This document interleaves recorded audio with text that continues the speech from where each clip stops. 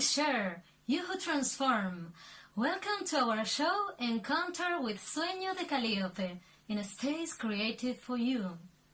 Today is a very special day for us because we have the honor and the pleasure to interview the legendary guitarist and composer John Stowell.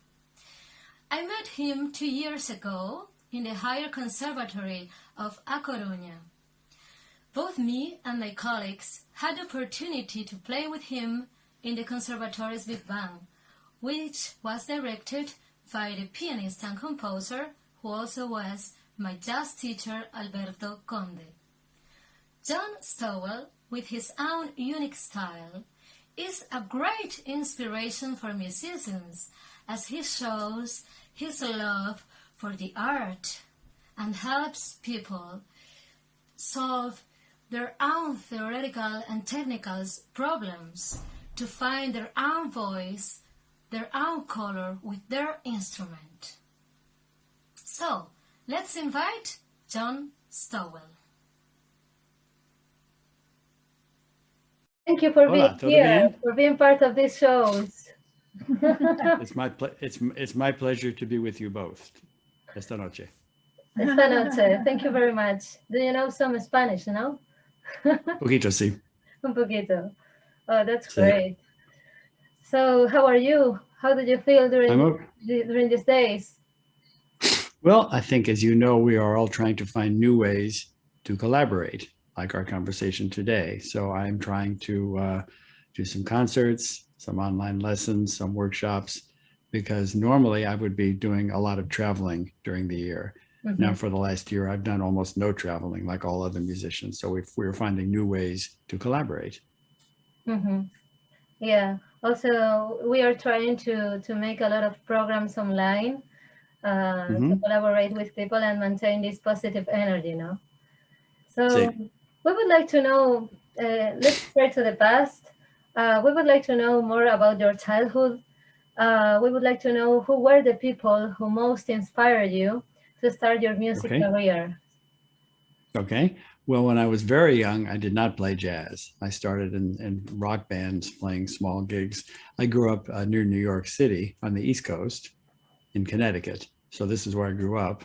Mm-hmm. And I began playing in small groups with friends, not really studying the music, but I loved it. But I wasn't really a serious musician in terms of really studying the music. And I heard jazz probably in my late teens, so a pretty late start for someone who wanted to be a professional musician. And then I realized I really have to study this music. So then I began to take some private lessons. So I had 2 private teachers, that I also played a little bit with in Connecticut. You mentioned them in the questions that you submitted to me. Yeah. So one was a man named Link Chamberlain. He was a good guitarist and a very good teacher. And he really encouraged me to try to find my own voice, to try to have an original voice.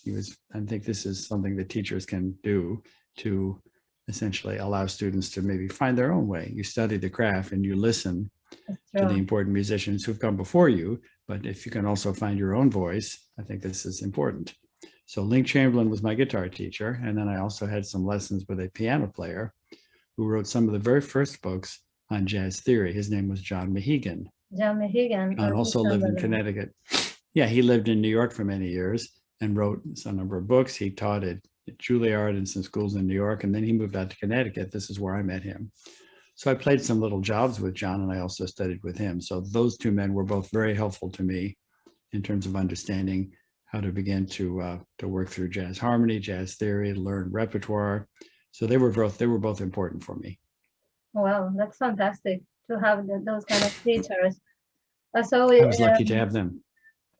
We have in common that Danny and me find Jose in the singing lessons, and he is working to find the color and the voice of the personal voice of every singer student, you know.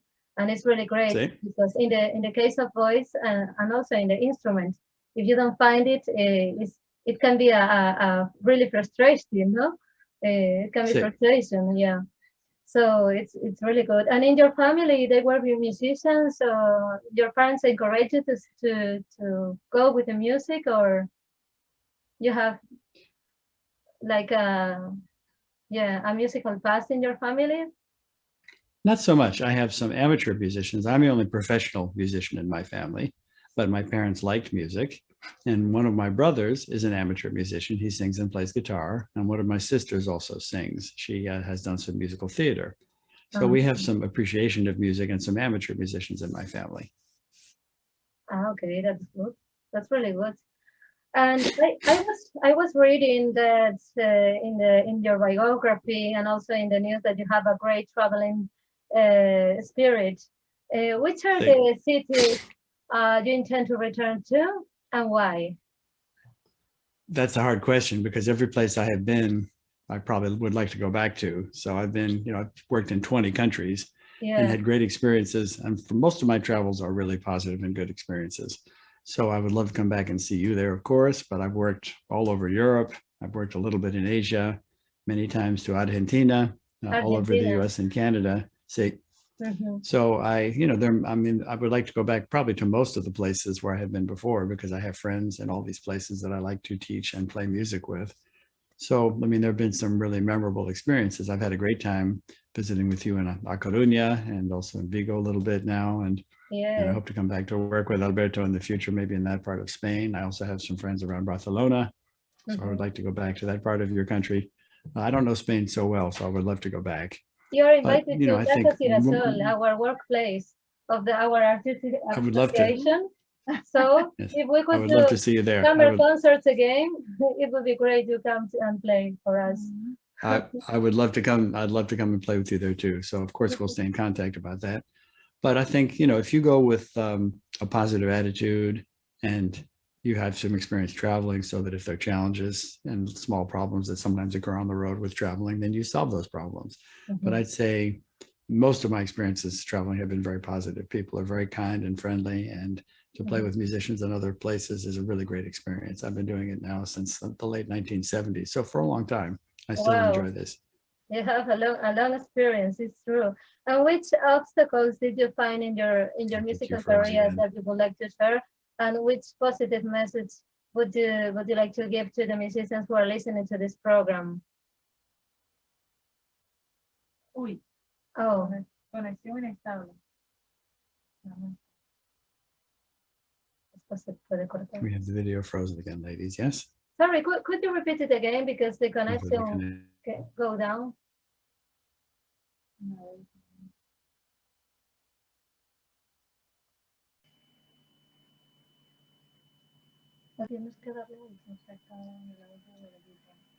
I think we have this thing.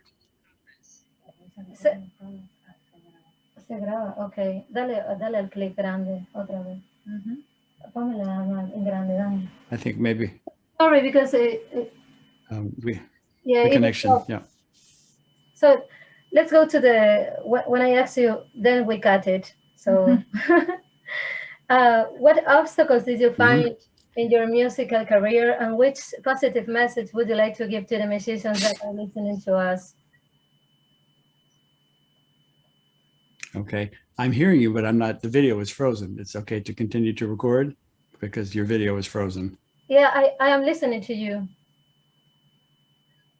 Yeah, I'm Okay, listening. but I'm not. When I see your picture, but the image is frozen, but it's okay to continue. Yes. Okay. Okay.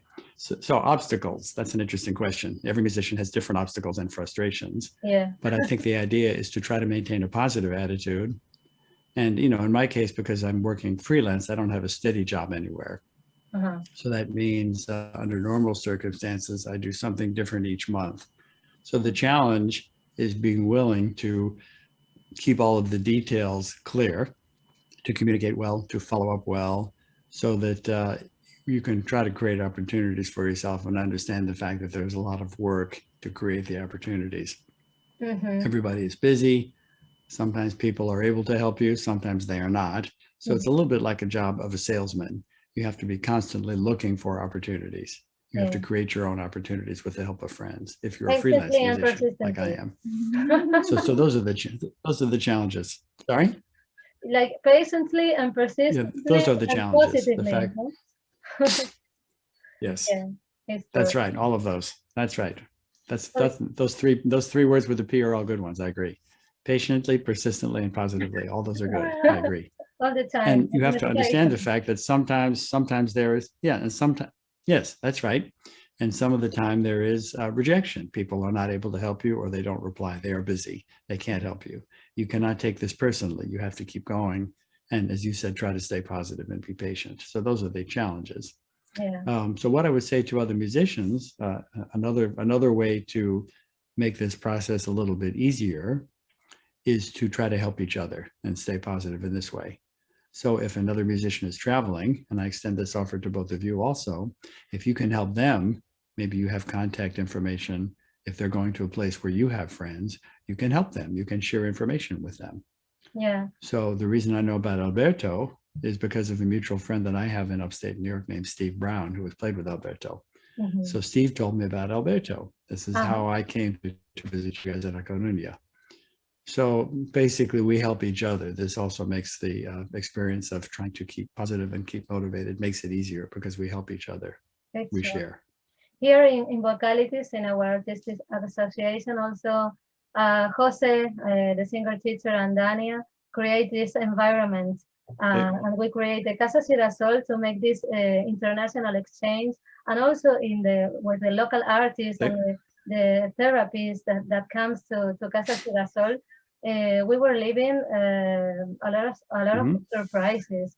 We met people from different countries in the house, and we would like to continue this. That's why we continue with these programs, because it's a way to maintain this energy, no?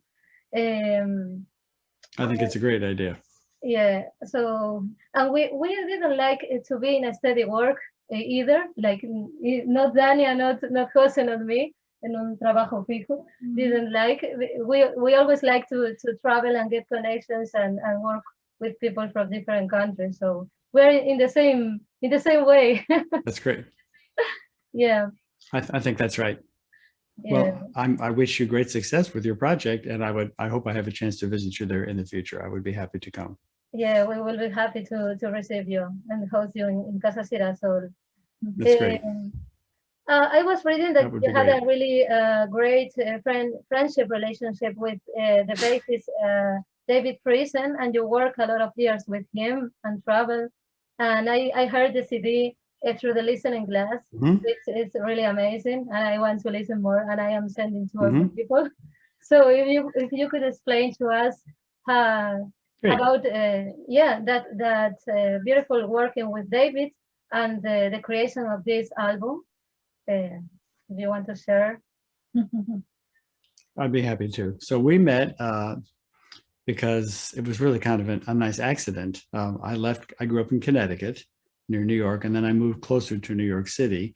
This is about 1975 now, so almost 50 years ago, because New York is really one of the centers for jazz.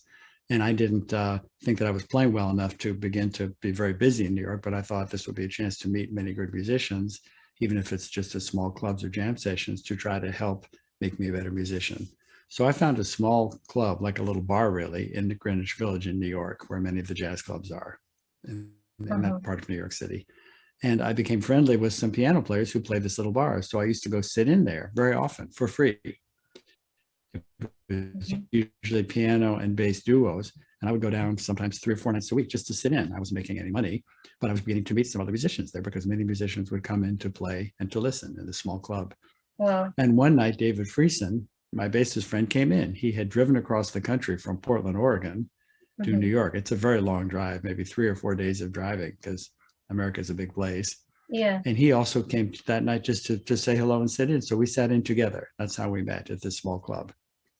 And I thought, we just played a few songs together, but I thought it would be fun maybe to play with him again. So he said he was staying in New York for a few weeks to try to make some connections and maybe begin to work in New York some himself. So I said, let's play again. So we played some jam sessions and we had a good time playing together. So he said, I may come back to New York again later this year. So I said, well, I have a small apartment with a spare bedroom. I was living about half an hour north of New York City, but close to New York City then. I said, you're welcome to stay with me. I have a spare bedroom. My roommate had left, but it was very cheap to live there. So I was living alone in this small apartment. So he came and stayed with me. And then we became better friends and started to learn. I started to learn some of his compositions. And then he came a third time and he stayed with me again. So then we're pretty good friends. And so we were beginning to play some small gigs. I was learning his material. And then in the summer of 1976, this is about maybe 6 or 7 months after I met him, he invited me to come to Portland, Oregon, where he lived on the West Coast. I had never been to Oregon. I had no reason to go to Oregon before I met him. Yeah. So I was just going to stay for 3 weeks and have a visit and then go back to New York. But I stayed for the whole summer because he found many jobs for us, small jobs in clubs. So I stayed all summer. Then he was going back to New York to record an album, his first record. And I knew all the material, so I was able to be on this record. So then it felt to me like our musical relationship could continue. So I thought maybe I'll go back out to Oregon. I had no idea how long that I would stay in Oregon. Yeah. I kept my place in New York. I subletted it because I assumed I would go back. And he and I started playing together and recording. And the record you mentioned, Through the Listening Glass, we recorded in 1979.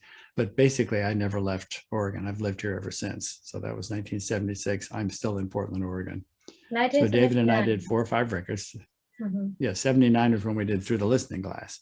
But I've lived in Oregon now for, almost 45 years. And so David, my first experiences traveling and recording and playing were with David. So we did 4 or 5 records together, including Through the Listening Glass, the one that you mentioned, and did a lot of touring for about 7 years, small tours. So we played all over the States, 1 trip to Russia with Paul Horn, 1 trip to Australia, 2 or 3 trips to Europe, lots of driving around America. So we played for about 7 years together. And then it fell after about 7 years that we were going kind of in different directions musically. So we are still friends, but we don't play together anymore, but we are still friends. And he's still active playing also. He still lives in Portland, Oregon, where I live. And I don't see him now so often, but I think he's doing fine. He was touring until the pandemic, so maybe he will begin to tour again when it's possible. So he's had a good musical life, I think, primarily playing his own compositions. So when we did the Through the Listening Glass record and a few others, we were playing mostly his songs. And he still composes and still plays. That's amazing to have that friendship with a lot of years, and creation. Yeah, wonderful. We will many years. Yep. And I mean, thanks to him, I know Oregon now, and we would like I'll to play something for you. This is kind of a special guitar. Yeah. This is kind of a special guitar that I have. You saw this guitar when I was with you in La Coruña. So this is a sort of a travel custom guitar that a friend made for me in Oregon. Normally the tuners would be here at the top of the neck, but this is a headless guitar, and the tuners are down here. And this part of the guitar is a graphite neck bolted onto a piece of maple, this part of the guitar, the body part, actually comes off. It goes in a very small case, and it makes flying and traveling much, much easier. I have a few guitars from my friend Roscoe Wright. He designed this instrument. And it has a, even though it looks unusual, it has a nice sound, and it's very small, very light, very portable. I can always take it inside the airplane. It never has to get checked with the bags in the bottom of the plane. And taking trains and buses, it just makes traveling much easier because it's so small and light. So this is what I'll play on this guitar for you today. Okay. Maybe I'll play a song for you from Brazil. I like this music very much. Okay. So is it okay to play maybe for 3 or 4 minutes to play one song for you? Great. Okay. So this one is from Tom Jobim. Maybe you know his composing. I like him very much. And I love the music from Brazil. So this is one from Tom Jobim called Inútil Passagem from Tom Jobim.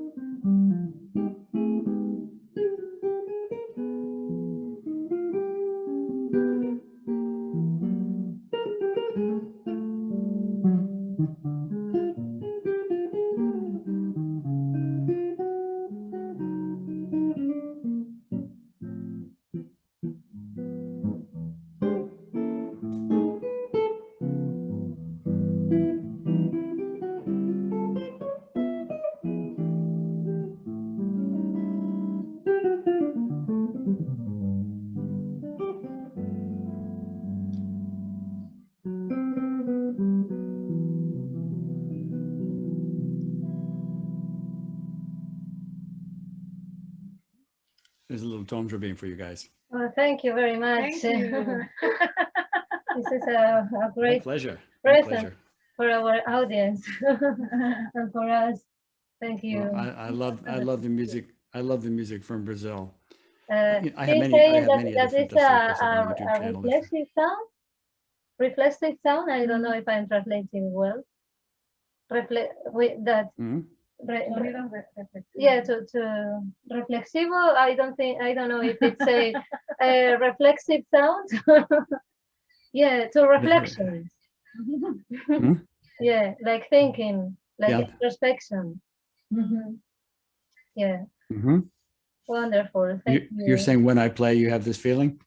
Oh, it's a Yeah, pleasure. yeah, Del feeling, sí. yeah.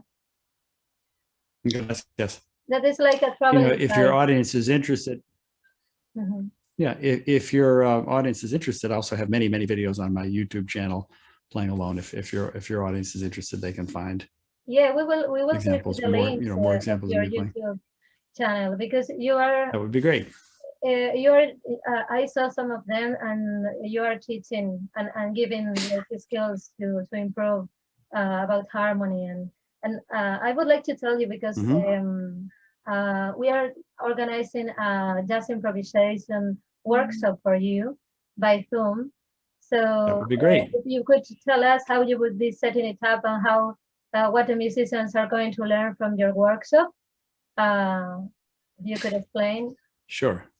Hmm.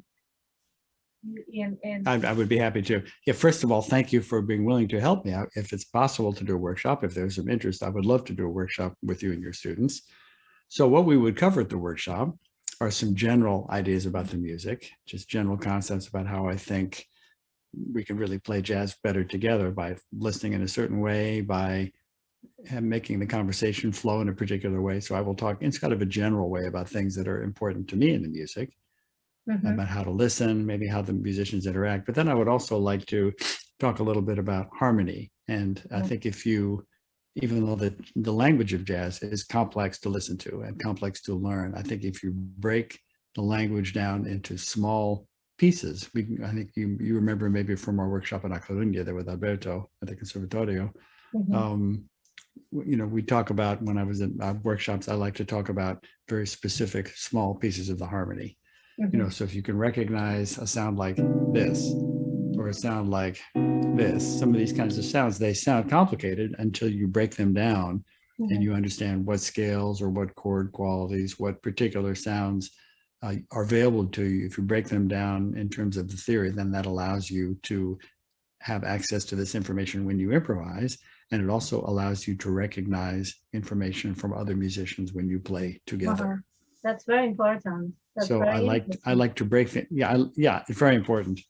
And then we also take these pieces of harmony that we are discussing and we put them in the context of a simple song so that we see a context that we can actually apply the information. So a blues, you know, a simple standard that people know. I think this then helps you to understand how to learn how to use the information because you're putting in the context of a song that you can play together. This makes it easier, I think, also. So the jazz musicians are welcome to come. And I like to do this. To this workshop. Yes, the jazz absolutely. Musicians, they can be guitarists or pianists or whatever instrument, right? That's right. Any instrument and any level. You know, I think sometimes it's a little bit challenging depending on how large the group is because people are at different levels, but I try to give something to everyone. And also the musicians are welcome to play. One thing that I like to do sometimes in my workshops and lessons is to trade choruses with musicians. So we can play a song where I play chorus and then you play a chorus. You listen to me and maybe have questions and I can listen to you and make some suggestions. So this idea of playing together, it's not quite the same as playing in the same room together, but it still is possible to have a real interaction by trading courses on a song and maybe discussing what we just played. So it's this really is also a way to it's really good to have this opportunity, even though in the distance with the Zoom app, that we can connect people from different countries and enjoy your workshop. So if there is any musicians who are listening to this program and wants to know more information, they can send us a message, a private message, and that would be great. We will send all the information about it. So musicians are welcome to come. And we will put the links also about your channel, your YouTube channel, for them to see. And let's hope we can make it. I would love to do it if people are interested. Yeah, Of course, I think we can make it. Let's try it. Let's try it. We will say it Great. in every program, and we are very interested in that. So, and I am in the Well, I enjoy process, in the workshops. jazz process.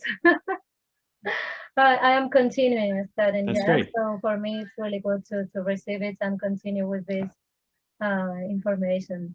Mhm. So I would like to know more Great. about your new album that I would like also to put the link because I had the pleasure to listen to Sure. the album and it's called Rain Painting.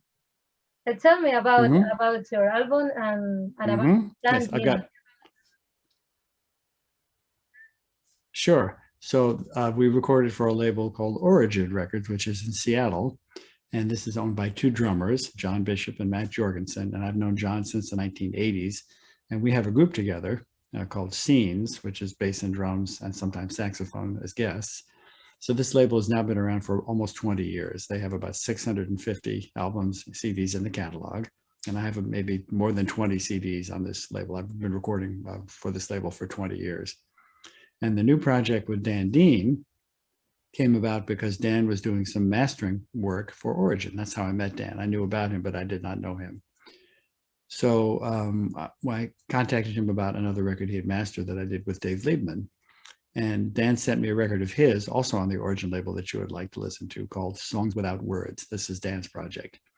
And he took pieces of sections of classical music, a movement, and he sang all the parts with his voices. And I thought, this is a really interesting, beautiful sound. Yeah. Very unusual. And I thought it might be overdubbed on some of my songs. When I had this idea, I had no idea if he would say yes. We had no idea what it would sound like. We had no idea how long it would take us to make this project. We thought, let's just begin and see what happens. And he agreed to listen. So the project began. He's also a good engineer. He has his own home studio. He lives in Seattle, about 3 hours away from here by car. Seattle's not so far. I go there many times.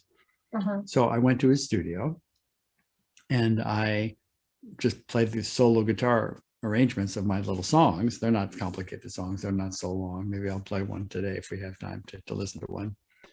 And I said, here's the music. So I gave him the chords that are all notated so he could see how I was playing the chords and how the harmony was written.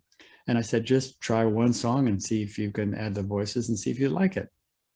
So he layered his voices on one song and sent it to me. And I said, this sounds wonderful. Let's see if we can carry on with the project. And he said, sure, let's try. So I recorded 10 of my songs, just playing solo with the guitar, nylon string. And I gave him the music. So he had all the music. And then he would send me the songs as he was working on them. So the first thing I did is play all the melodies. Then he layered all the voices over the top. Then he added his bass. Then I added guitar solos. He added some bass solos. He also added some background vocals. And the drums that you hear on the recording, they're not on every song, but they're on most of the songs. There are drums or percussion. Those are actually drum tracks that Dan created from his sound library. It's not a real drummer. That's Dan taking parts and creating a drum track from recorded sounds. So this he probably spent hundreds of hours in the studio to essentially create each song. So it sounds like a band on each song, but it's just the two of us. And Dan it took us more than a year to do this project, a long time. But we're happy with it, proud of it. Dan is also a very good, yeah, it's and now, it does sound like a real band, although it's really just us with overdubbing in the studio. And like I said, Dan did most of the hard work. My part was relatively easy. I played the melodies and I played some solos. My part was pretty easy. Dan had a lot of work to do, but I think he enjoyed this work. I think maybe we'll do another project together also, maybe. So we could put the link for the people to take to. Yeah, sure, that'd be great. Yes, just that would be great. Yeah, if people would like to listen, yeah, you can buy it. It's just out now on the Origin label. If you go to Origin Arts, I think I sent you the link. People can listen. They can also hear all the other projects that I've done for Origin. And Dan has several projects also for Origin. So the label is, it's been around now for about 20 years, as I said, and has many great artists, many good CDs in their catalog. And I've got some solo ones for them, some duo ones, trio, quartet. Like I said, over 20 CDs with this label that I have. That's amazing. And what projects are you immersed in now? Great. Or you are enjoying about the rain painting? Yeah, we're kind of focusing on this now. I have another project maybe that will come out sometime this year. I have a trombonist friend named Dave Glenn, who's an old friend, and we're thinking to do a recording. We've done all the duo parts already, but we're thinking to do duo with trombone and guitar and then string quartet. Some songs from me, some songs from Dave. So the duo parts are recorded already, and Dave is writing all the string parts. So we need to record the strings. So we're maybe halfway through. This project is taking a long time, actually. We started this a couple of years ago. Dave lives in another city also. So I'm not sure when this will get done, but I think it will get finished. It should be a nice project. Pretty unusual sound with trombone, guitar, and string quartet. Pretty unusual, but I think it should be good. So we've done all the duo tracks really already. And we recorded those in Portland, and now we need to record the strings. You really enjoy both artistic projects, yeah, and I'm always educational projects, and you wrote books. You are lecturer. You're author, guitarist, composer. I mean, you travel around. these are all things. You have, wow. All these are all. Yeah. I mean, these are all things that are part of my musical life, and I think you will find also. I mean, you have different things in your musical life. You're composing, you're recording, you're studying. You create this project with Tanya, so you are, you're doing many things too, and the variety makes it interesting for us, and collaborating with other musicians. These are all things that give our musical life variety and interest. So I enjoy them all. It's true. It's really true. Thank you very much, John, for sharing your my pleasure. Experience with us. My pleasure. We're very grateful. My pleasure. Yes, you accept to be part of these programs. ¿Qué le quieres decir? Bueno, lo que me gustaría a mí hacer con, Daniel, con el feeling cubano, la canción cubana del feeling. Daniel would like to record a Bolero Feeling with you. Oh, sure. I mean, we talked about collaborating, and Dania would like to also. Because she really likes. Yeah, maybe we can make a musical collaboration together. Yeah. Oh, gracias, Dania. I mean, we could potentially collaborate together. We could potentially collaborate together on a musical project. As I mentioned, I'd be happy to. This is something else we could do together. Okay. We will write down all the ideas, and we keep in touch. Wonderful. Please. And if you need that would be great. That would be great. Any of your compositions, you have two voices here. Yeah. I appreciate that. That would be great. Maybe we can make that work. That would be great. Yeah. More than welcome. Encantada. Bueno, pues buenísimo el hecho de trabajar conjuntamente y hacer algo. Yes, she is saying that she's really happy to do a collaboration with you. Great. Yeah. So we are very motivated. I would be happy to do this too. And work. Yeah. We also are recording. If you have some. Yeah. Tell me, please. Great. I would love to hear. I would love to hear any of the music that you're working on. And if you would like to collaborate together, you can just send me maybe some rough files of works in progress, and I can listen and maybe make a decision about some things that I could contribute. So I'm sure we can make a collaboration if you would like to. Wonderful. Fantastic. Great. Also, that would be great. I would be happy to do this. Fantastic. Thank you very much, John. So we say to the musicians, it's a pleasure. Welcome, very welcome to come to your workshop. We will say the date and how it will be. And so everyone who is interested about it can send a message to Sueño de Caliope Instagram or Facebook Sueño de Caliope. We will send all the links about your YouTube channel, about the rain painting album, and we keep in touch.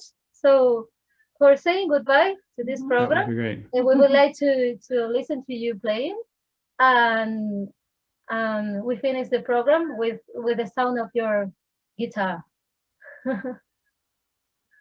Great. I should play another song for you. I'd be happy to. Like to hear one more? Yeah, of course. Thank you very much. Maybe I'll play one of my original songs. Is that okay? Great. Fantastic. Great. This one this is from Rain. This is on Rain Painting with Dan, but this will be just me playing it alone. This one's called Tapioca Time.